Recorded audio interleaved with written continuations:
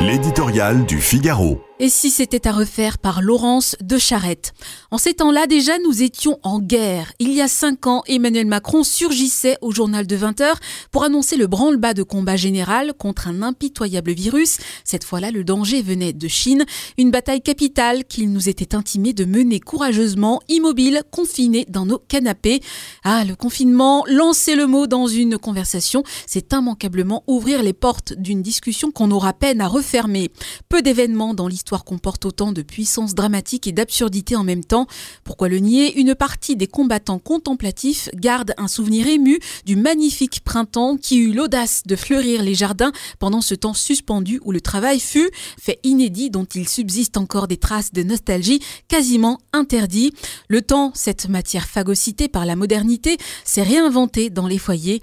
Nul ne s'est alors vraiment offusqué qu'il soit subventionné par cette singulière trouvaille politique qui diffuse désormais pour de longues années ces toxines dans nos finances publiques, le quoi qu'il en coûte. Mais il y eut l'autre versant de ce monstre saisissant, invisible et pourtant omniprésent que fut l'épidémie de coronavirus.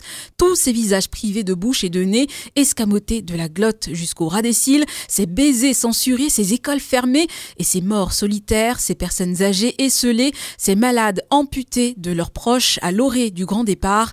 En un mot, cette grande trahison du fondement de notre humanité, la relation à l'autre. Que n'a-t-on inventé au nom du nouveau dogme sanitaire? Qui aurait imaginé voir un jour les policiers exiger des attestations de sortie, le gouvernement interdire les stations à la plage, le Premier ministre compter ses convives à Noël?